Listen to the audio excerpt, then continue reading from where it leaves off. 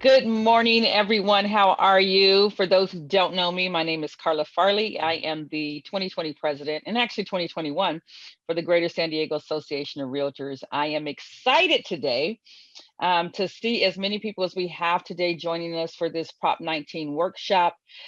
This is huge. Of course, we haven't had a change like this in many, many years. And so it's very important that we are equipping our members with the tools that they need to best serve their clientele and be able to actually talk about what it really is that's happening out there, because there's a lot of misinformation. And so we want to make sure that you have it correct. We have some great presentations for you. We have an amazing speaker.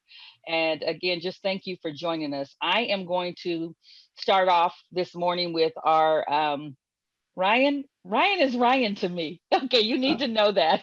Ryan is Ryan to me. Ryan is everything to me. But he is our government affairs, well, actually the vice president of our government affairs department at the Greater San Diego Association of Realtors. And so he encompasses a lot of duties, many of them dealing with the policies and all that stuff that goes on. So with that being said, Ryan, welcome this morning. How are you? Thank you, Carla. Always great to be with you. Yay. So I can go ahead and kick things off. I know that you wanted to have a quick little discussion to help introduce to the group where Prop 19 came about, how it came about, how it originated, at least portions of it originated here at the Greater San Diego Association of Realtors, thanks to our past president. And then, of course, there are some additional provisions that were included later that I know a lot of our members and even we had a lot of questions about. So hoping to discuss some of that. And then, of course, we have our tax expert, Jesse Lipscomb, who's going to be speaking after that and providing some really great information about how all this comes together, everything our Realtor members need to know in order to better understand this new law. So with that, Carla, I'll go ahead and start by sharing my screen.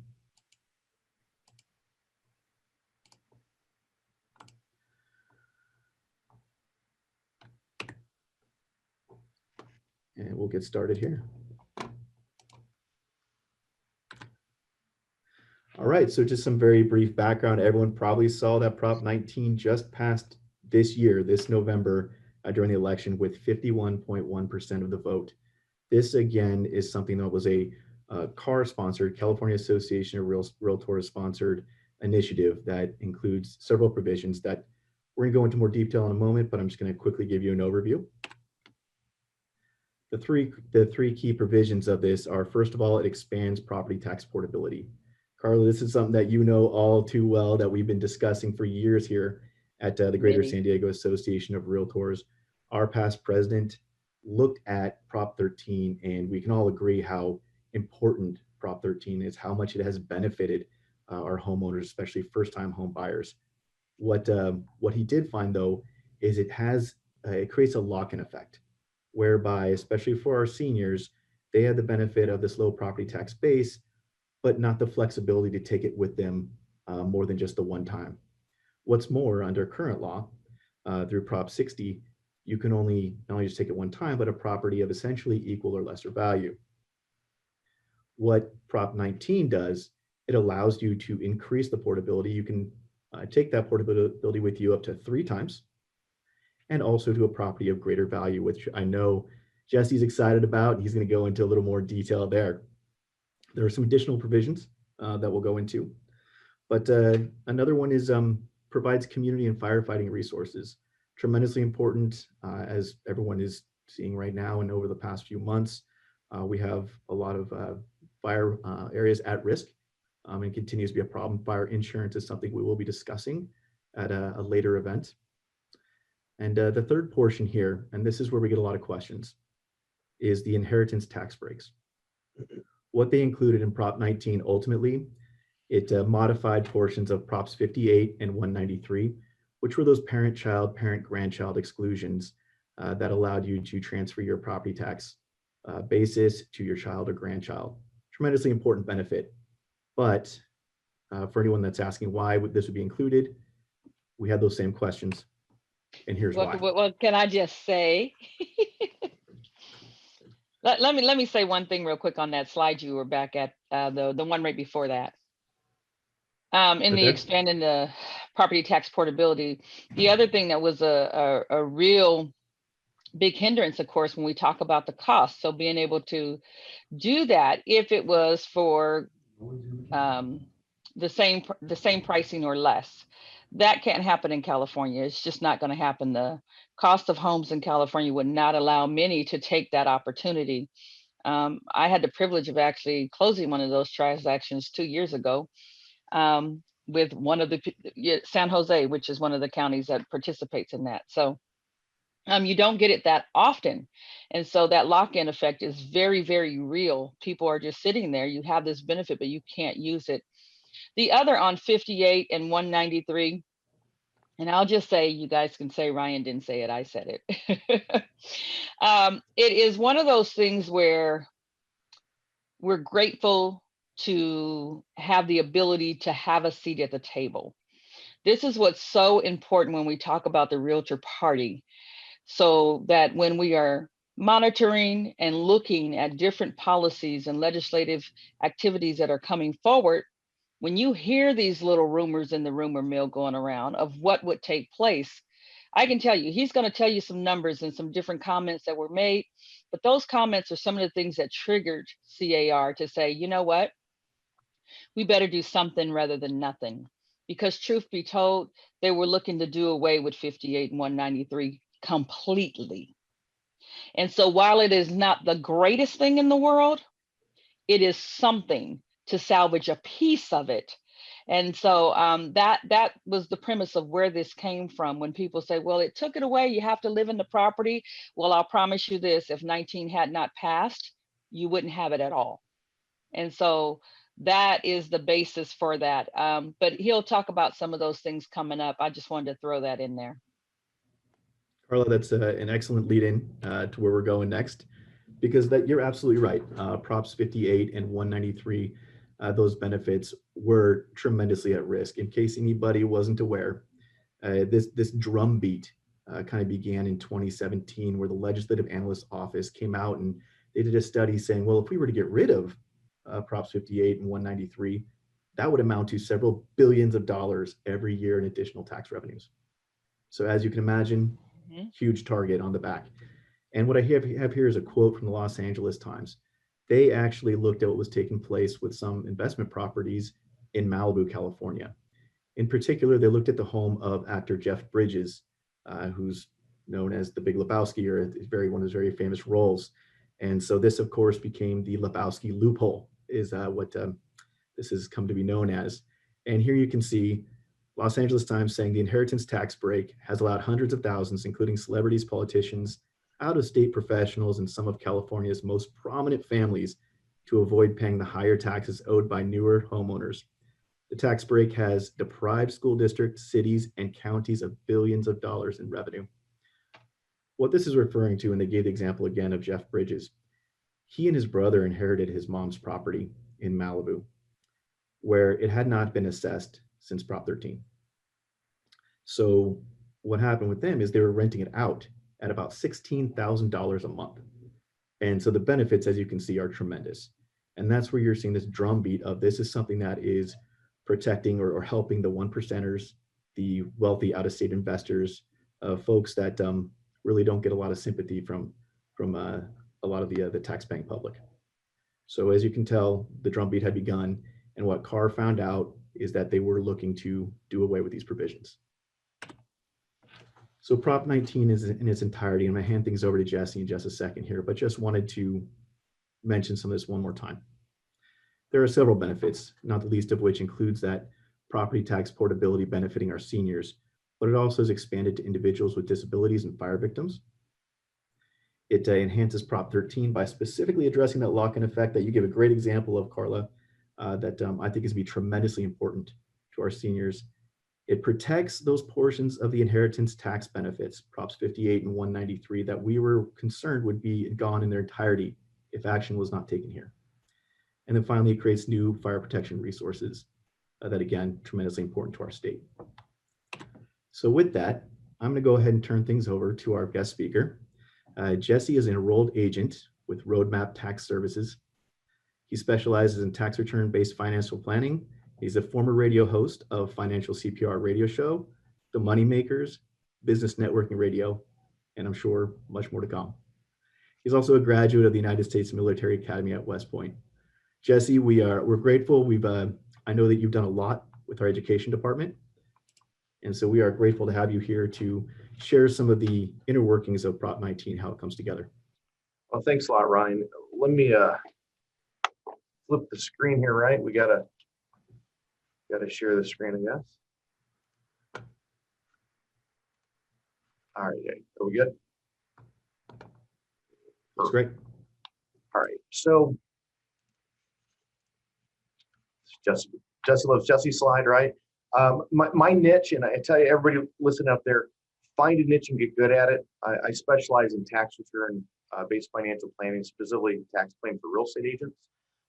Today, we're going to talk about Prop 19, specifically to help you understand the changes, and then to help you use Prop 19 as a sales tool. Very specifically, the BOE, if you look at this website, BOE, the Board of Equalization, has put together, I think, really, really well-designed comparison tools to help you understand what Prop 19 is all about. For most people, Prop 19 is going to focus on either the 55 plus crowd or people that are inheriting properties. So to that point, if we're looking at the current law versus Prop 19, this is essentially Prop 60. Do you have a client who is 55 years or age older or disabled? Prop 19 enhances Prop 60 because now you can exchange your property anywhere in California. We don't have to mess around with the same county or inter counties. Look, if you're a California homeowner, primary residence, you can exchange it for another property anywhere in California.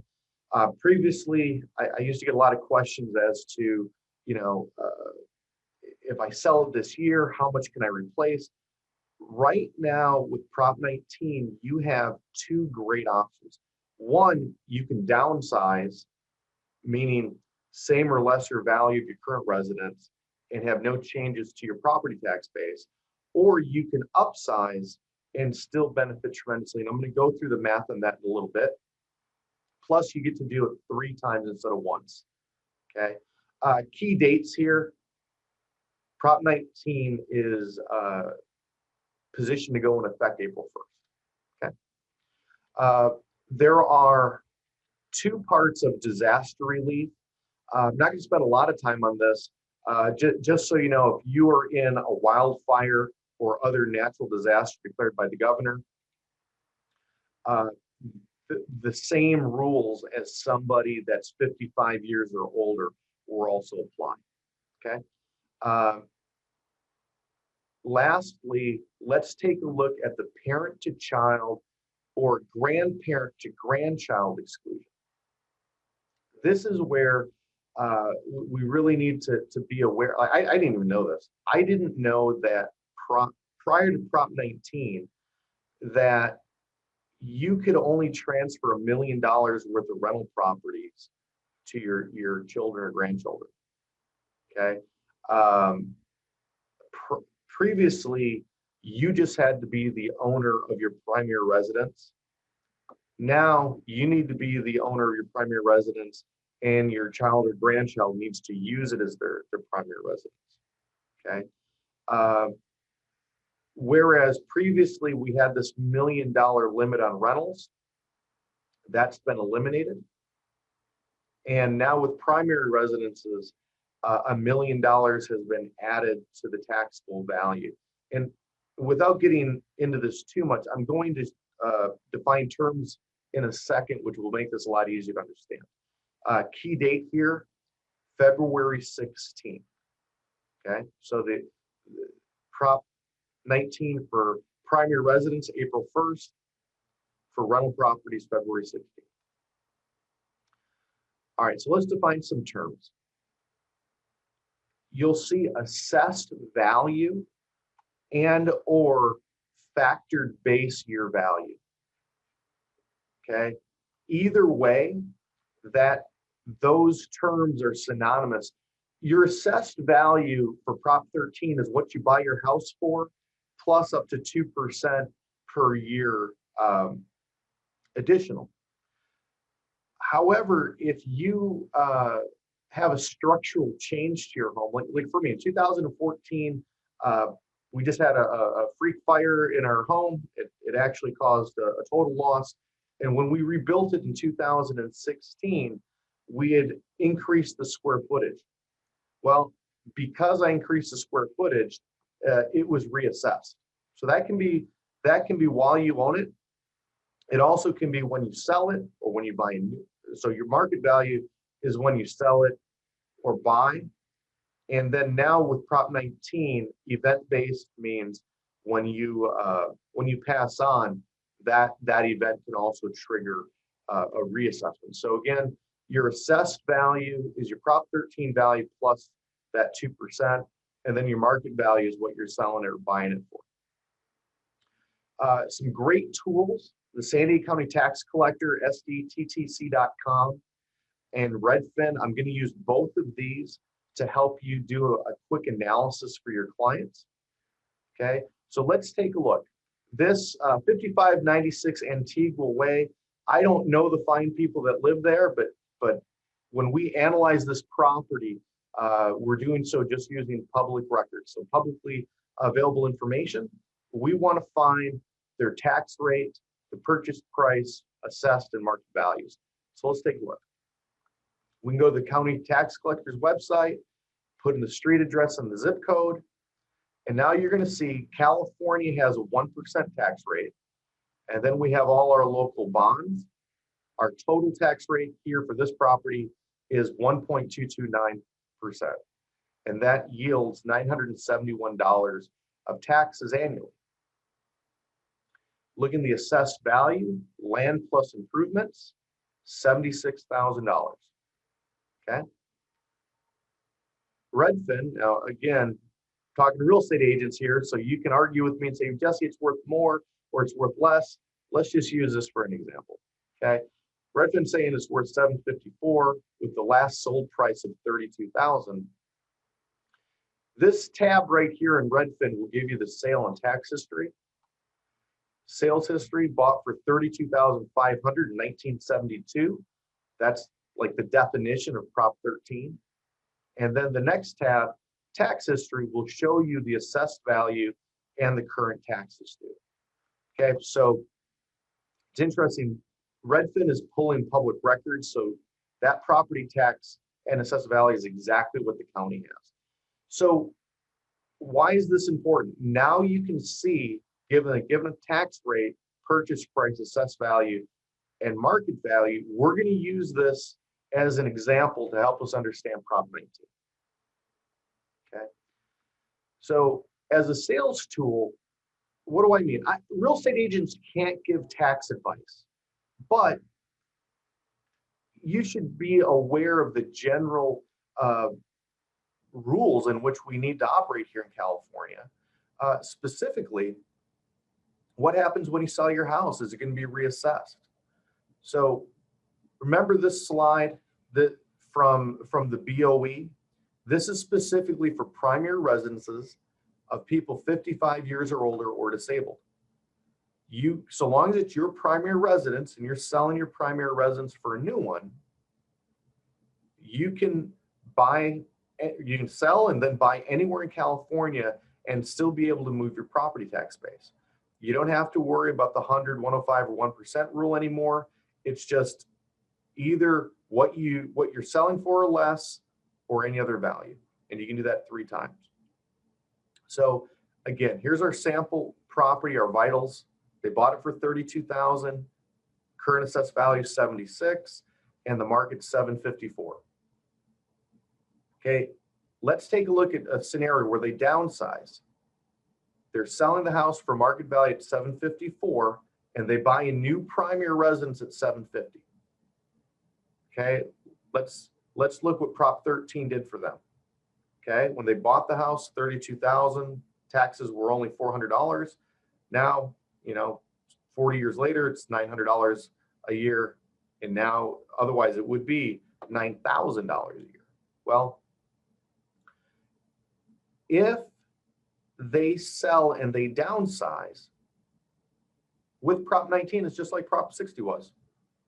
They're going to be able to move their assessed value to the new house, and they're going to save the difference between the current market value and the assessment. It's just the same. It's great. Okay, it's no change for your clients. What happens though if they want to upsize? So here's our sample property at 754, and they want to move to a new property that's worth 1.2 million. By the way, that's exactly $500,000 more. Okay, let's assume the same tax rate for the replacement property. If we didn't have Prop 19, their taxes would go from $942 a year to $15,000 a year. But with Prop 19, they're only going to pay property taxes on the additional $500,000. Okay, so they're only going to pay the reassessed part on the additional 500. They're going to carry over their current assessed value plus the difference. So, whereas they're going to go from $900 a year to $7,000 a year, they're still saving $8,300 compared to if we didn't get Prop 19 passed. Okay, and I put here savings like never before, because let's face it, people selling their properties right now, generally they're buying a more expensive home, even if they're downsizing from 2 stories to 1 or lower square footage. Regarding the math on this, really easy. I mean, whatever you're buying for and selling for, there's a $500,000 increase. You take the increase plus the current assessed value times its property tax rate, factor it against it, and that shows the savings. And guys, I don't want you doing any math. I want you selling real estate. So that's why I put together a calculator for you. Army Navy is the Saturday, so I marine proofed the calculator. You can only put things in yellow, but when you do that, it'll calculate the savings for your client. Okay. When it comes to inherited properties, inherited transfers and gifts, let's take a look again at what the BOE says. Okay, and this is very, very important. If the property is the primary residence of the person that passes away and the primary residence of the person receiving it, it's going to be the assessed value plus $1 million. Okay, if it's under that, it won't be reassessed. If it is a rental property, okay, it's going to be reassessed. Oh, by the way, there's one other thing here. This is really big. The people that inherit the property have to file for that exemption within a year of transfer. That's a big deal. Okay. All right, let's take a look here. Same exact property vitals that we've been looking at. Here's a primary residence. Okay, the market value is 754, assessed value is 76. That's the same thing we've been working with this whole time. The difference there is $678,000. Okay, and that is less than $1 million. So that means that it's not going to be reassessed through the 15th of February or after the 15th. Either way, okay, it's going to be no reassessment. If the primary residence is more than $1 million more than the assessed value, then you'll pay taxes on the difference. So here, let's assume that same $750,000 home was now worth $1.1 million. Okay, same assessed value. There's a $1.1 million difference. Okay, through February 15th, there's no $1 million limit. So it's primary residence inherited by the kids. They're going to maintain the assessed value. After the 16th February, the $1 million limit's going to come into play. How does it work? Well, you take the assessed value plus $1 million. Anything over that would be added. So in this case, it's 1.1 million. So it's going to be reassessed at 100,000. 100,000 plus that, it's 176. So they're going to be paying $2,000 a year for property taxes instead of 942. It's still a win. Here's the third scenario. Okay, property is now worth 1.1. It's a rental, assessed at 76,000. The kids inherited a 1.1 million. And unfortunately, prior to the 16th, it wouldn't have been reassessed, and now it will be. So you might say to yourself, man, that's horrible. And I'll say this, it's much better. Prop 19 is much, much better for people that are 55 and over than it is worse for kids that are inheriting their parents' rentals. Okay, it's much, much better for people as they're preparing for retirement, downsizing, moving, whatever, than it is negative for people inheriting rental properties. But having said that, I do have some strategies for you. But I want to tell you that these strategies aren't really great. There may be unintended consequences. In trying to keep your low property tax base on your rentals, passing them on to your kids, you may inadvertently trigger capital gains taxes, estate taxes, gift taxes, and or expose your wealth to lawsuits or divorce settlements. So I'm telling you what your options are, but I'm not really endorsing any of these strategies. So a gift or a transfer, what is it? Transfer is where you transfer title, right? So your clients could literally gift their rental property to their kid. What happens when that happens? Well, if the property is worth more than $15,000, they have to file a gift tax return. If the kid turned around and sells the property tax basis for capital gains is the purchase price minus depreciation, not current market value. So that, if the kid turned around and sold it, that would trigger some massive taxes. Joint tenancy would transfer title into the name of the heirs. You'd only get the proportional step up. So single person, one kid, boom, now they both own 50% of it. When the parent dies, their property tax based on the kid will only be, protected half. A life estate is kind of interesting. A life estate is where you transfer the title to somebody else, but you retain the right to enjoy it. But again, you give up a lot of control. You could sell it to your kids, which is kind of interesting. Probably wouldn't do that. The only one that makes any sense really is if you sold your primary, you locked in the $500,000 gain, section 121, you took $500,000 tax-free, then you moved into your rental and used Prop 60 to change it to your primary, move your property tax base. I just don't see this I don't see this happening a lot. Whew. So as a recap of this, we talked about all the differences or the comparisons with Prop 19. We talked about the assessed value versus the market value. We talked about some of the tools.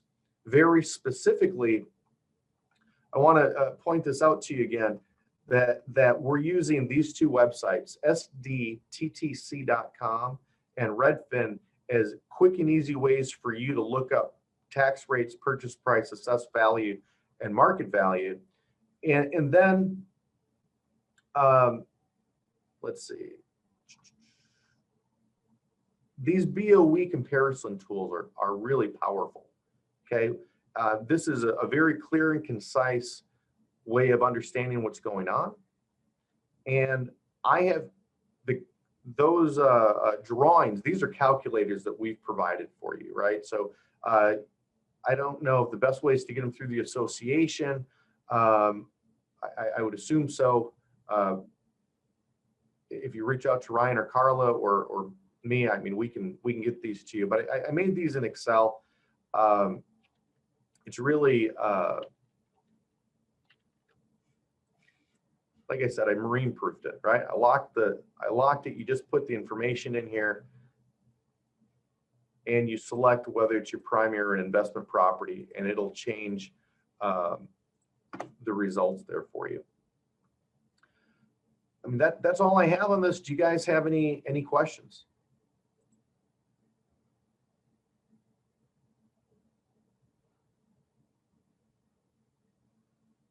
So a lot ask the question of how long they need to claim as a primary residence after the inheritance. That's definitely a gray area there. You've got a year to file the paperwork for the parent grandchild or parent child grandparent grandchild exclusion. Okay, that has to be filed within a year. I don't know if they're going to make you certify that annually. I kind of don't think so, but you definitely have a year to do that. No, Ryan, this doesn't impact commercial real estate. Prop 15 didn't pass. Okay. Says any suggestions for property owners that have insurance properties that do not fall under this like commercial? Again, Jeremy, this is Prop 15. There's been no changes that way.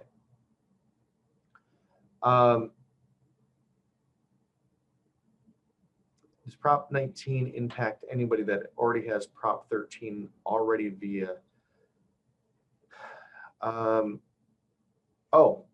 I actually spoke with a supervisor at BOE.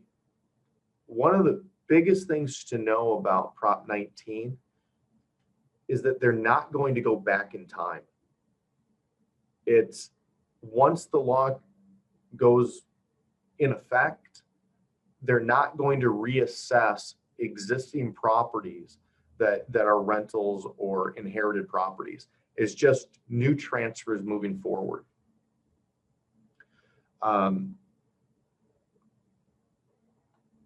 And that's it, Ryan.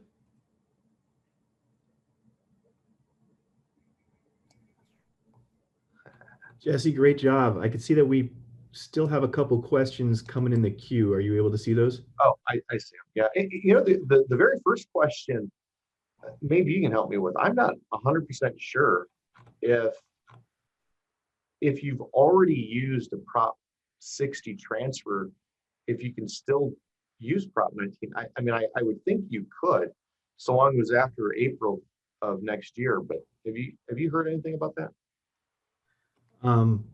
On that specifically, we can double check on it, but it would kind of make sense, wouldn't it? Because under current Prop 60 law as it stands, you can transfer one time. This would, even if you've taken the one, allow for an additional two once the law takes effect. I think that's that'd be my understanding. Yeah, I think that makes sense.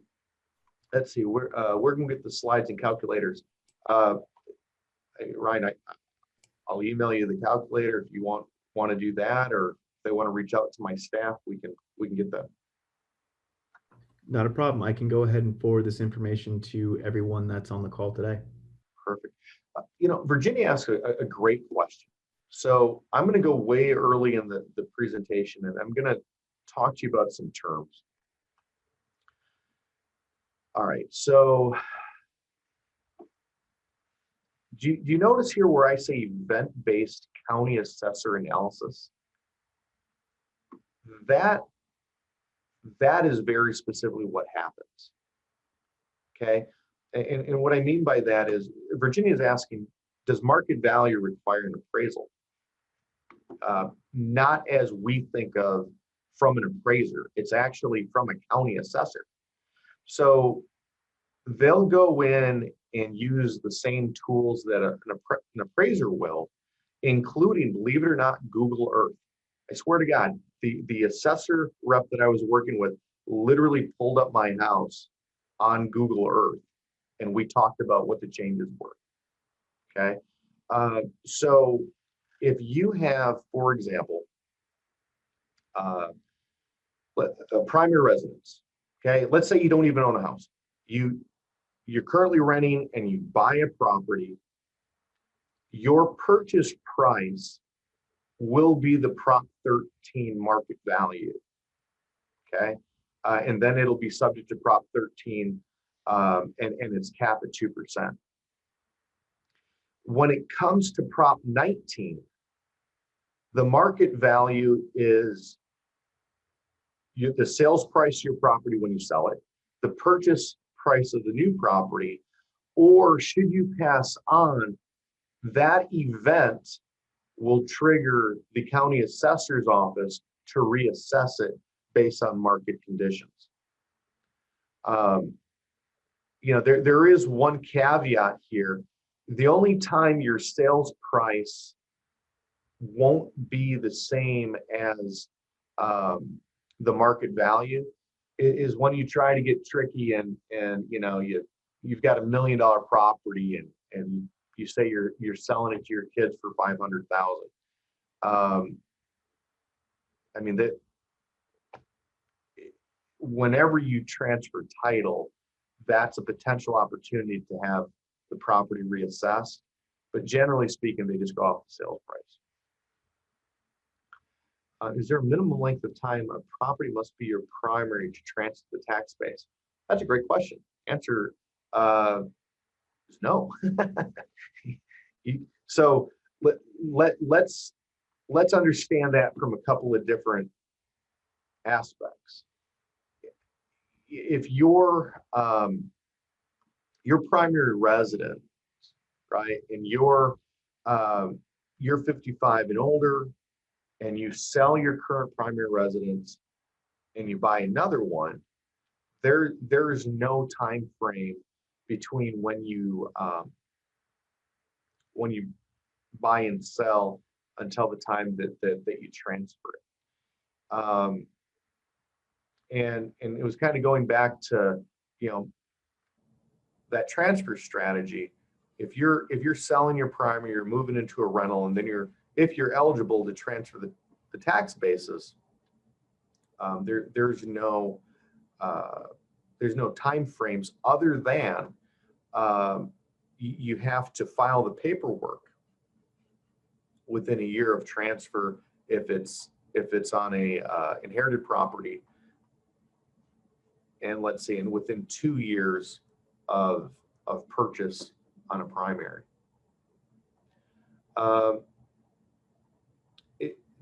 Dean asks a question that I think is the biggest gray area that we're facing. So he says, if you sell a property in 2020, can you use this benefit to buy replacement property in 2021?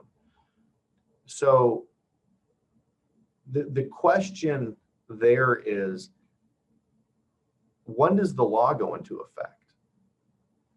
Well, Prop 19 is effective as of April 1st, but you've got 2 years to transfer the basis. So that I think that's the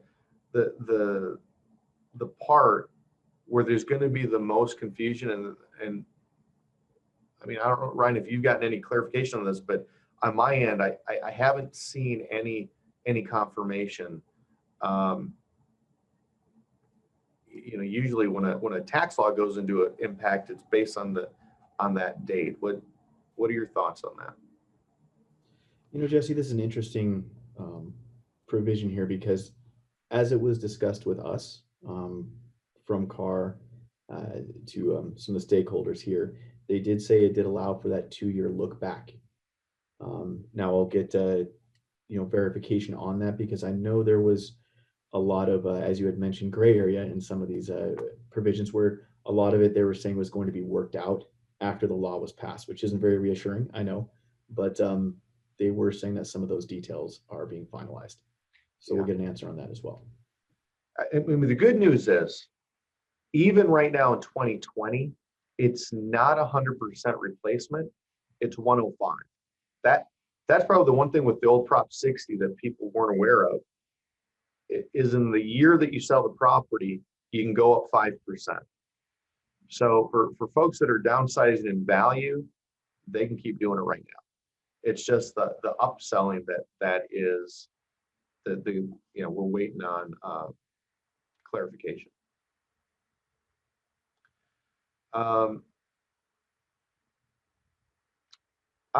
Okay, Samantha asks a great question, and yes, kind of.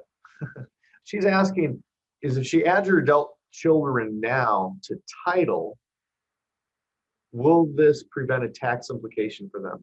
And the kinda is this. The whole thing is with transfers, it has to be,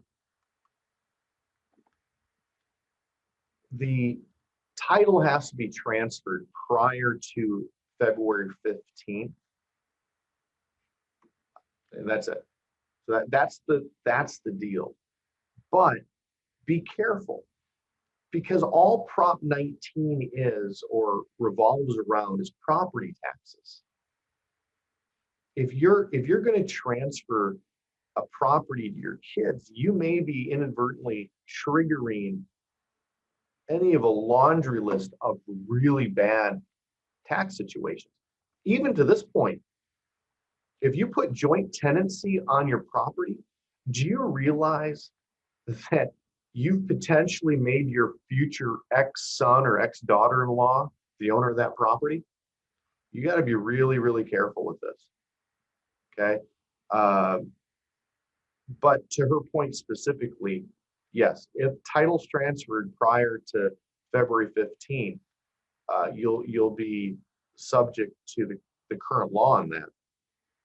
I would just say be very, very, very careful, because whereas property taxes, who wants to pay property taxes?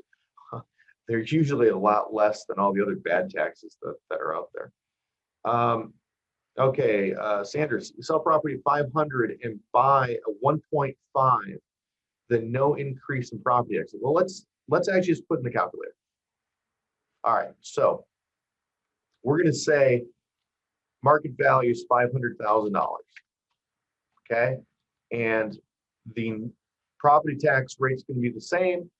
We're going to go 1.5. Okay, what happens? So with Prop 19,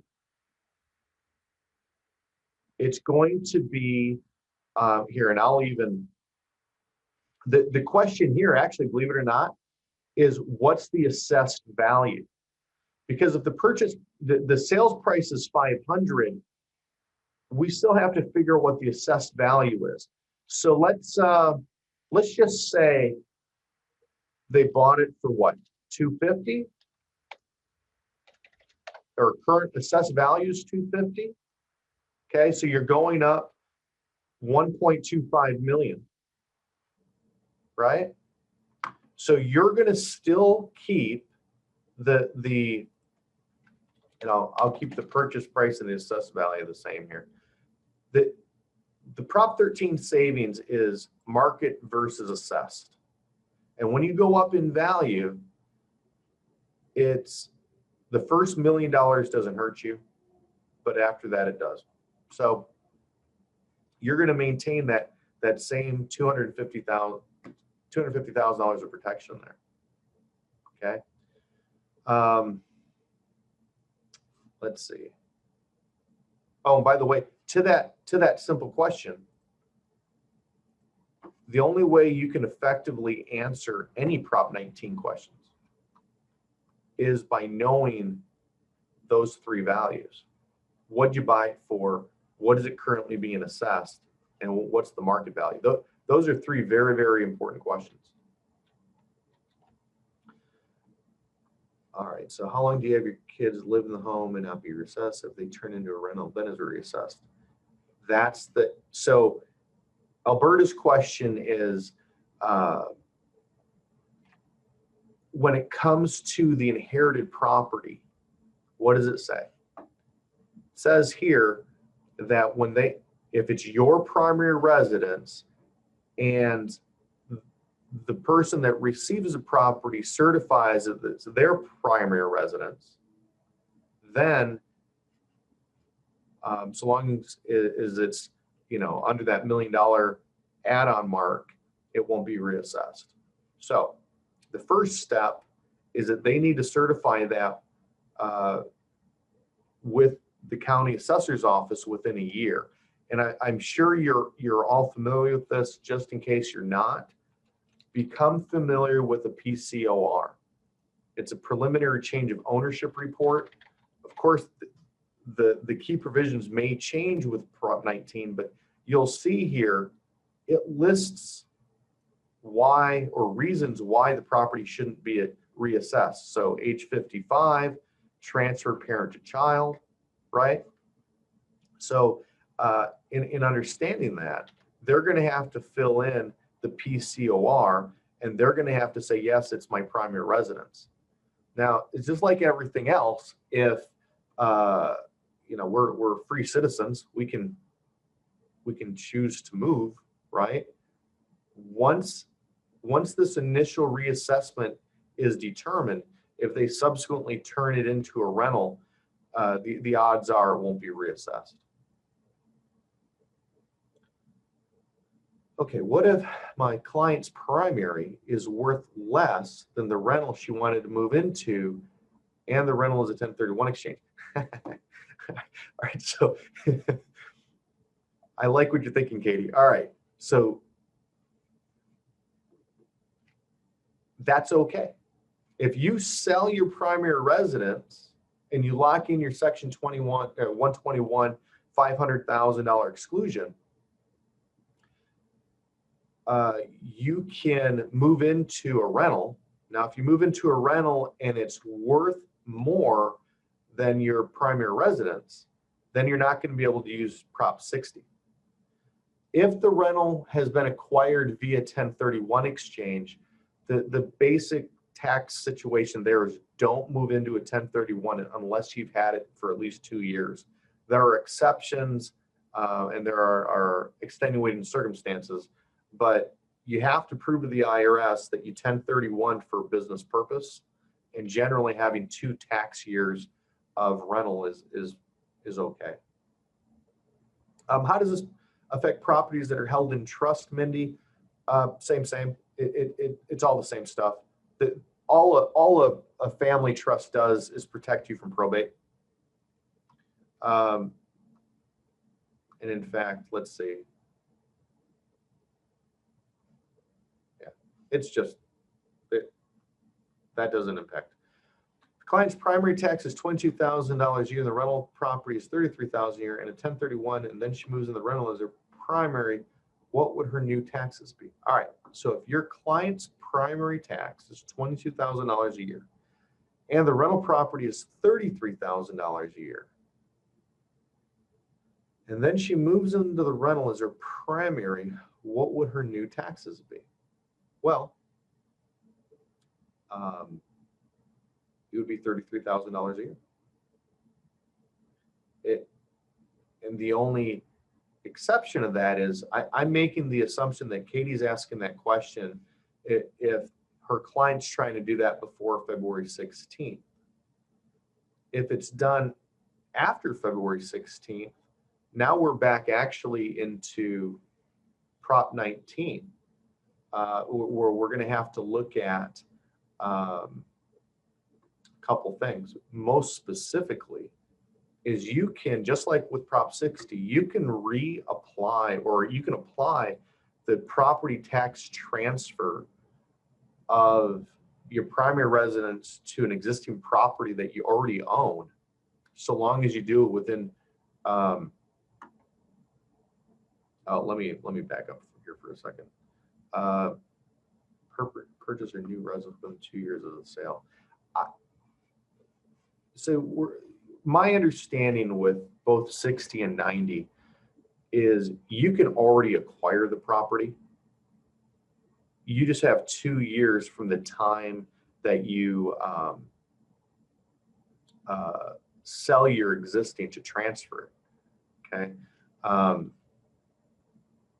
so that would go into, to answering her question, you know, if her client's trying to sell the property for estate planning purposes prior to February 15th, I don't think she has many options.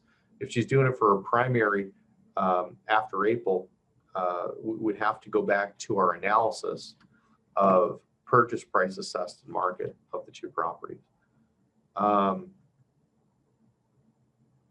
So Carol says some people are in nursing facilities, so primary residence. I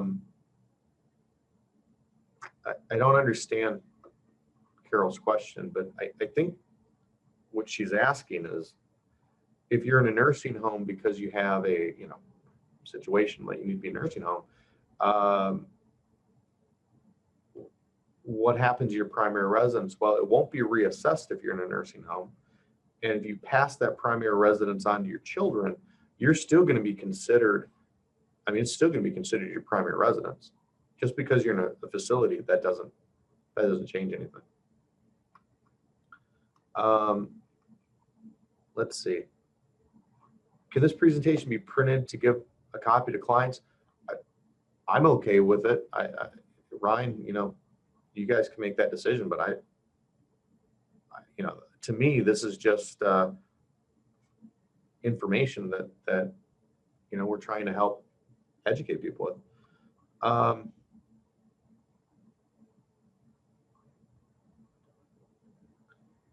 Carol's a pretty interesting comment. She says, just a quick notation, most original Prop 19 are about 10% of current market value.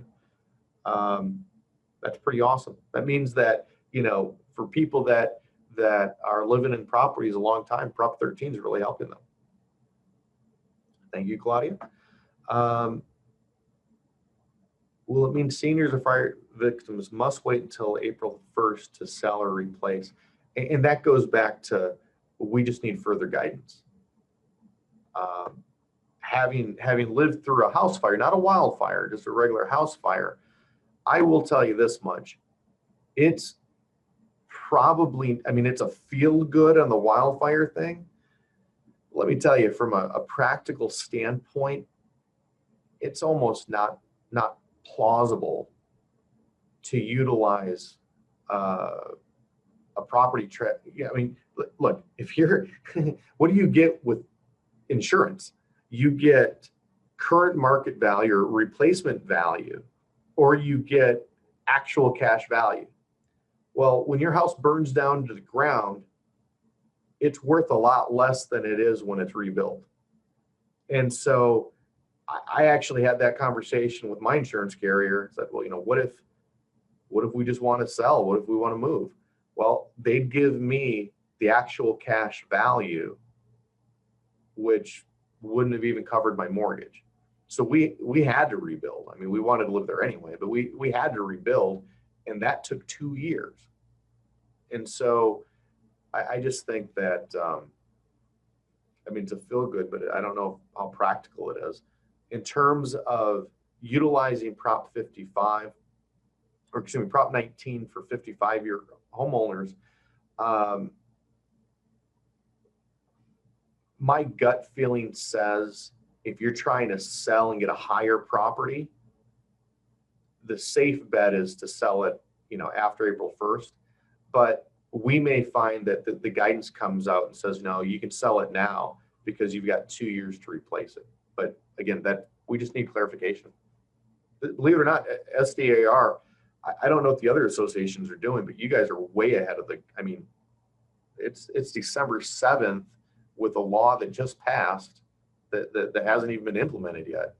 I think they're doing a great service for the membership. For 2 clients with a property with over $500,000 gain.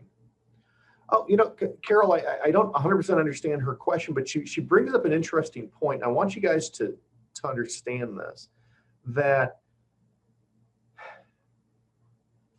factored base year value, okay, if we were looking at our sample client and we had the assessed value and the market value, Remember the third example for parent to grandchild, and it was you know, it was worth $1.1 million more when they sold it, but it was only assessed at 76,000. Well, under the old rules, you had that $1 million added on, you know, a total of $1 million. Well, that was based upon the assessed value. That's just, it just doesn't apply. I mean, not many people are going to have properties that they've held for a long time with assessed values, not market values, assessed values at $1 million.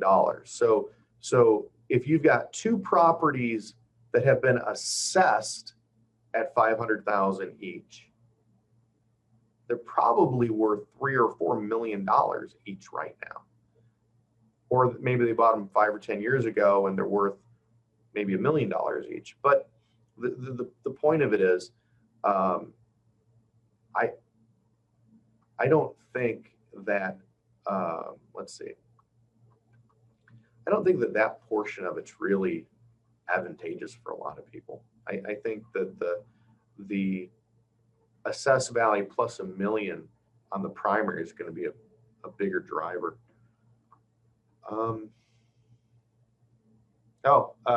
Kylie asks, is disaster relief for all homeowners? Absolutely. Yeah, you can be 30 years old. If you're in a wildfire or other disaster area, you can take advantage of that.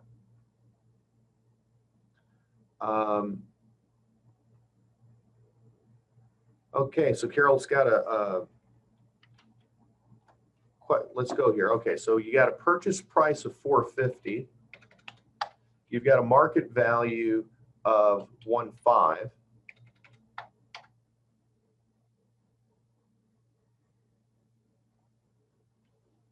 Okay, so you got a purchase for $450. You got an assessed value of $1 million. Okay. Market value is $150. If sold property is $1 million. For federal estate, you'd have $500,000, but the client would be reporting $550. Doesn't that sort of a big trade-off for federal taxes versus save? Yeah. Carol's right. Look, I don't think it's a good idea to try to play this game too aggressively on the parent, child, grandparent, grandchild. You know, Carlos said earlier, is Prop 19 perfect? No, it's not perfect, but I tell you what, it's a lot better for people that are 55 or older than it is worse for people inheriting their parents' property.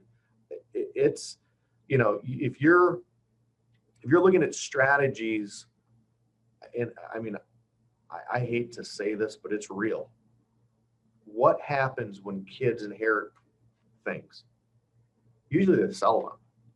So the idea, I mean, here's what you don't want to do. You don't want to give your spendthrift kid joint tenancy in your rental that you've owned for 40 years, because guess what? They now have the ability to sell that. Okay. Just the triggering capital gains is just really, really bad. And at the end of the day, if you had a rental property and the property taxes on it went up $13,000 a year, you might need to raise the rents, right? Or sell it. All right, let's see. I think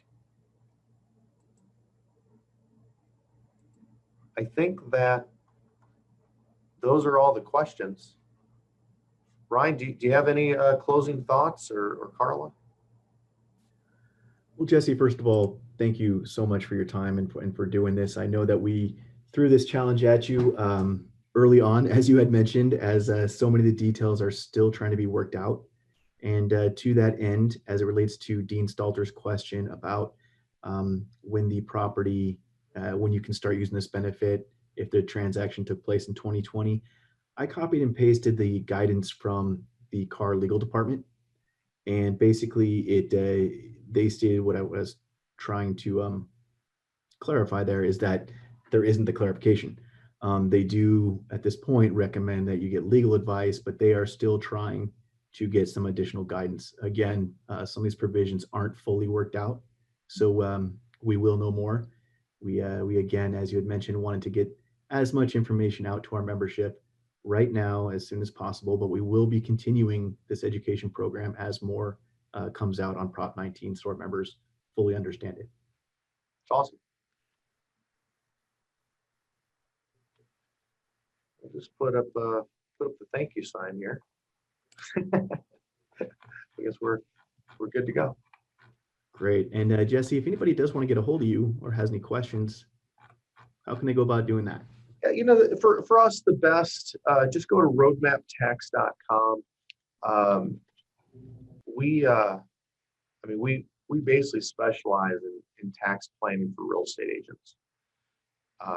We've got a whole system designed to help agents take more control of their financial and tax situation. You know, we've actually had a lot of success saving agents money and helping, you know, facilitate sales by being a resource for them for when their clients have tax questions. We're able to help get those answers instead of you know, the agent not being able to tell them. You know, so we try to be a resource for San Diego real estate agents. Perfect. In the meantime, thank you all again for being here, and I look forward to hearing from you. Need more help? Contact SDAR Member Services at 858-715-8040 or membership@sdar.com.